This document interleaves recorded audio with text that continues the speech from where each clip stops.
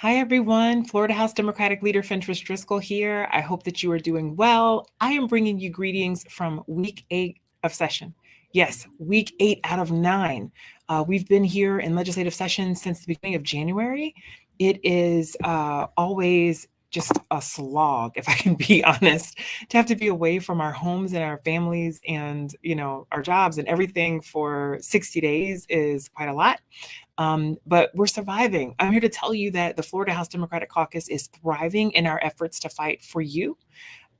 You know that we actually fight for every Floridian's freedom to be healthy, prosperous, and safe. I talk to you about that a lot. And it's not just lip service, like that's actually what we fight for. So I thought we could actually talk a little bit more about that tonight. And then I wanted to share some good news with you that I got from our federal partners. I thought I'd talk to you a little bit about some efforts that I'm working on a new sickle cell bill. And then last, I thought we'd just kind of close out and just do a little behind the scenes wrap about what's happening in the legislative process right now. So let's just go ahead and get into it. So you hear me say all the time, every Floridian deserves the freedom to be healthy, prosperous, and safe. I want you to know that that is intentional.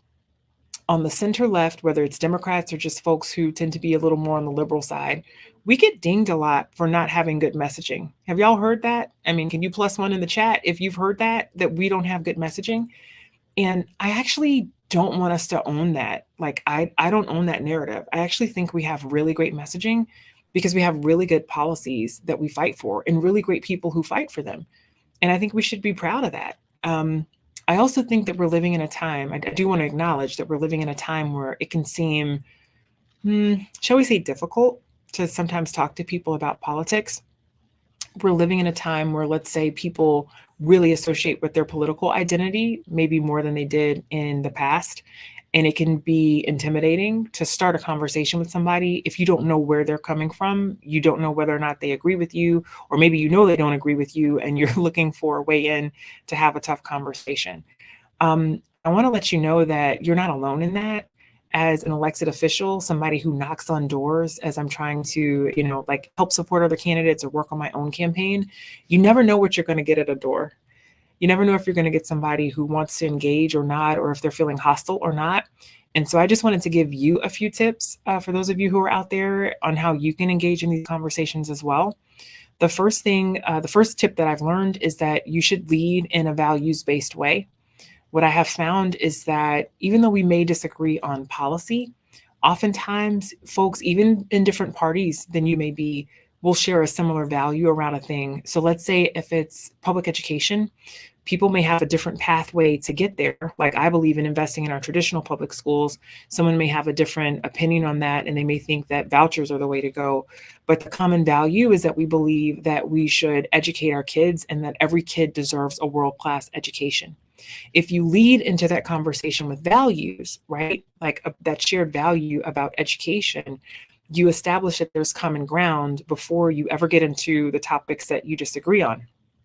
So when we say that every Floridian deserves the freedom to be healthy, prosperous, and safe, that's actually very intentional, because freedom is a shared American value. No one party owns that. No party can claim a monopoly on freedom. It's something that we love as Americans. It's something that we love for those of us who are here in Florida. And so it's fair game to talk about it.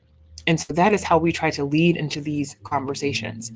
The other reason why we talk about this framework is because it's very simple and easy to remember. And it hits on a few key topics, or you can even think of them as buckets, and you can literally pour almost any policy that you want to in that bucket. The freedom to be healthy, prosperous, and safe, right? Like the freedom to be healthy. You can talk about healthcare access. You can talk about how we need to expand Medicaid, which would help give 800,000 Floridians healthcare coverage who need it. You could talk about women's reproductive freedom if you want, right? Like the freedom for us to make the choices that we need to with our bodies. You can talk about so many different things, even just in the healthy silo, right? Like the freedom to drink clean water and to breathe clean air. That's the freedom to be healthy. When we talk about the freedom to be prosperous, let me tell you, I know we talk about this a lot on this live stream, but anybody out there, have your property insurance rates gone up? Has the rent gone up? Has it become more or less affordable to buy a home? Oh, we all know the answers to that. Florida is facing an affordability crisis, and it seems like there is no relief in sight. So part of what we fight for in our caucus is the freedom to be prosperous. We fight for good policies to reform the insurance market so that we can bring costs down. We fight for affordable housing because certainly everybody deserves to live in a good home that they can afford. So that's that freedom to be prosperous, the freedom for people to build a life how they need to. Then we talk about the freedom to be safe. The freedom to be safe certainly includes the freedom to live in your neighborhood without the fear of gun violence, that you can send your kids to school and know that they're coming back home, that you can go to a concert or a place of worship or wherever it is that you like to go about your daily living and be free and safe in those spaces. So that's what we talk about as the freedom to be healthy, prosperous, and safe. And I also have news for you. When we talk about freedom in this way, it actually beats the DeSantis freedom frame more than half of the time, because the freedom that he offers is actually not freedom, right? Like, we're talking about book bans, we're talking about restrictions on women's bodies, we're talking about not teaching history accurately. We're certainly not talking about anything that actually makes people's lives better.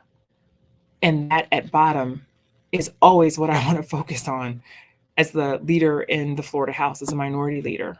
That is what I fight for. That's what I push my caucus to fight for. Yes, we will always push back against the negative culture wars, but I want you to know what we fight for as well, because it's not good enough just to be against something. And this is messaging that you should use. Use it out there. If you're on the center left and you believe, like I do, that there's a better pathway forward in Florida that leads to a more inclusive future for all of us, not just some of us, an inclusive future for the people, not just the powerful, then I offer up to you this messaging frame. And I want you to use it. And I want you to feel good about it. You know, every day when we have caucus meetings during legislative session, I always start it out and I say to my members, today is a great day to be a Democrat.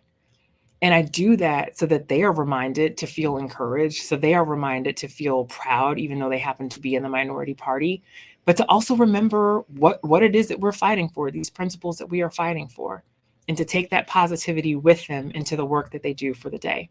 So I want you to feel positive too. If you're out there with me, I don't know who needs to hear this, but if you're out there with me, I'm going to say it one more time. I want you to say it even where you are in your respective place, that every Floridian deserves the freedom to be healthy, prosperous, and safe. Now, there's something else that I learned today that I wanted to share with you. We had Congressman Darren Soto come and visit us. Congressman Soto actually represents a district in the Orlando area, and he used to serve in the Florida House. And if I'm not mistaken, he actually used to be policy chair, which I used to serve in that role before I was leader. And he does such a great job of just bringing us updates on what our federal partners are working on. And I don't need to tell you, Congress is pretty broken right now. Like, it took them weeks, was it months? I can't even remember, but to even pick a speaker. And then they picked one and they have barely passed any bills. It's been like one of the least productive Congresses in history. And yet Congressman Soto brought us some good news in terms of what the Biden administration's been working on. And he told me about a website, and I want to make sure you all know about it too. It's called invest.gov. That's invest.gov. It is an interactive website that you can go to. You can click on your state, you can click on your area, and it will show you how infrastructure dollars are being spent. And it is magnificent. So for those of you out there who are on the center left, and you care about infrastructure in this country, which is something that we've talked about as a critical need in this country, not just for our own job growth, but even also for like protection and, just being a more secure country, we need new infrastructure.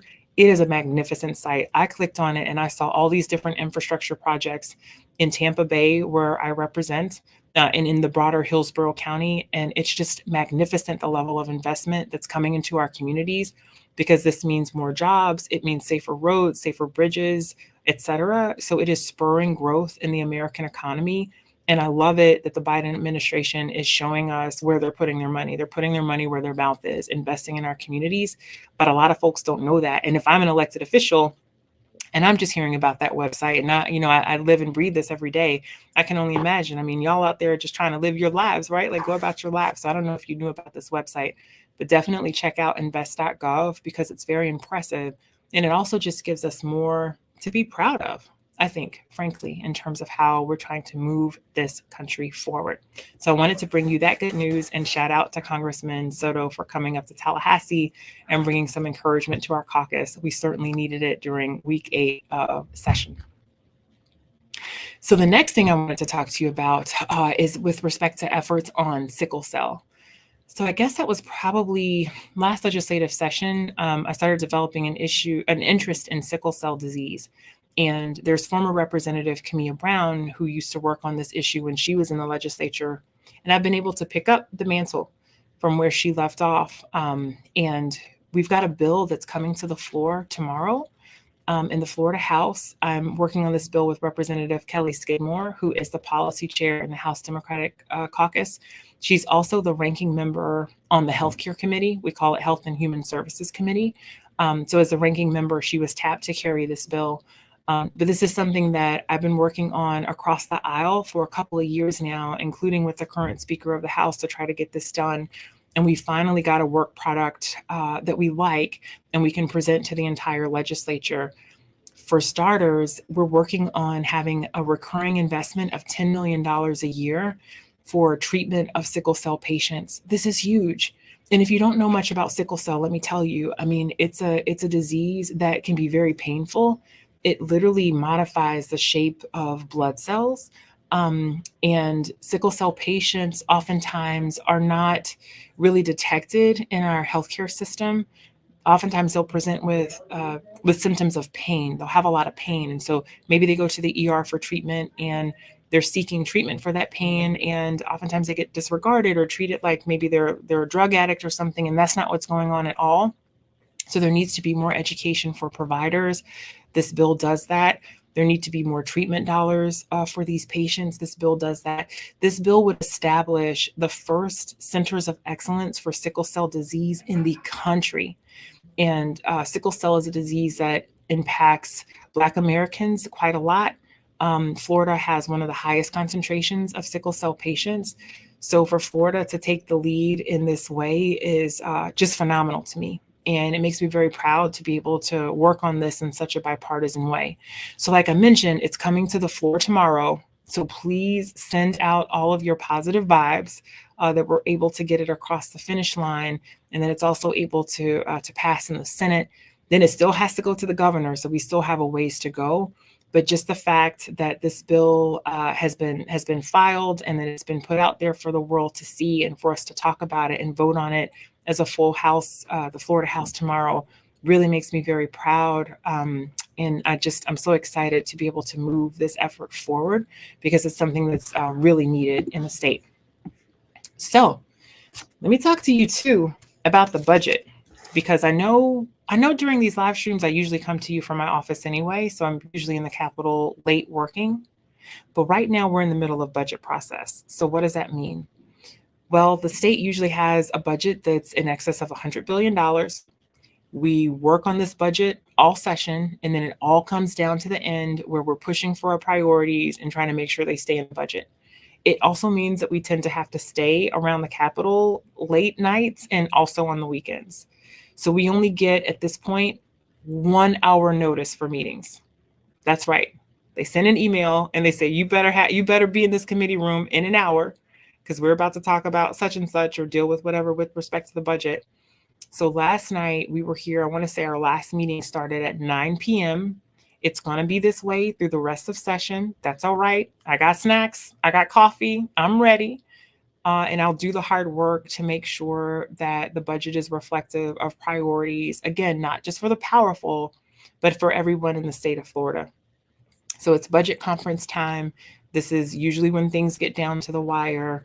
It's very interesting. In fact, I think there was just a healthcare appropriations committee meeting. There'll probably be a few more meetings tonight.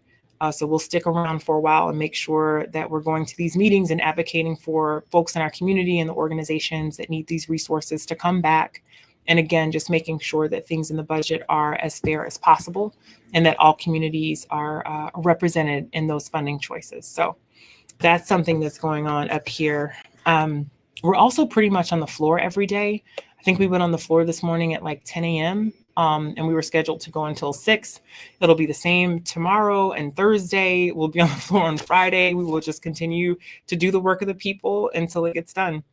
So that is what's been going on with session. And then next, I wanted to just acknowledge and lift up, I think this is our last live stream for February.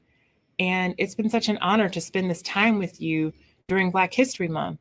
And when we did our first live stream in February, I talked to you all about the concept of chosen community.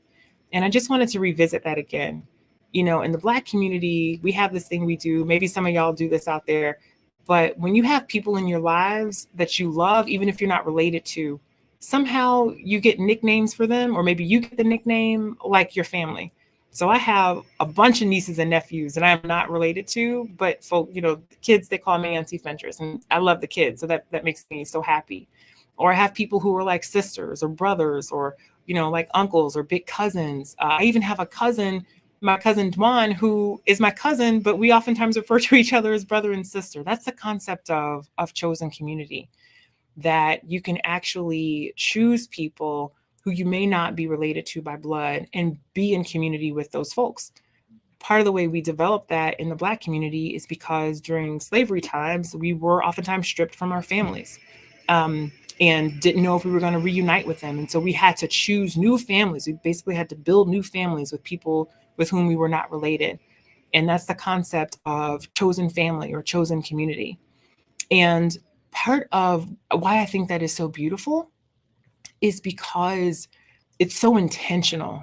It's so intentional. We can be intentional about the people that we surround ourselves with, the energy that we bring into our lives, the energy that we give out into the world, and what we choose to do with all that.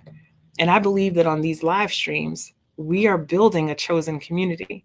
We come here every week. You spend a little bit of time with me. You listen to me telling you about what's going on in Tallahassee. You drop your thoughts into the chat. You send me your stories, which are so beautiful, and I love them. And we get to spend this time. We get to be a part of one another's chosen community.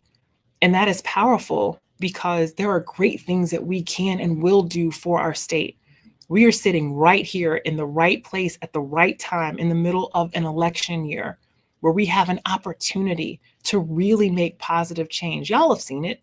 You have seen how Florida has been run into the ground, has been in a race to zero, in a race to the bottom, whether it's with education or how we treat women or the LGBT community or Black history or all of the things. You've seen it, you have watched it, you know it, and you feel it. And I feel it too. But I know that we are building something special here with our chosen community, by making sure that we are better informed, better educated about what's happening in our state, knowing that we are empowered and well equipped to do something positive about it, and being prepared when it comes to election time. We're going to make sure, yes, that we are registered to vote, but that everyone we know is registered to vote as well. And so I thank you for being a part of this chosen community. It means a lot to me personally. And I just wanted to uplift that again as we are closing out Black History Month. And I hope you've done something to celebrate Black History Month. Remember, go support a Black business. Pick up a book that's interesting by a Black author, or that's on a topic that's, you know, relevant to Black history. But do something to mark this momentous month, and remember that Black history, even though we celebrate it in February, that Black history is American history. And it's important that we uplift that year round. So I know the hour is getting late. I just wanted to bring you some brief updates. And so I won't belabor the point, but remember, send us your stories. You can do that at our website, fentriceforflorida.com. You can send your story through our website.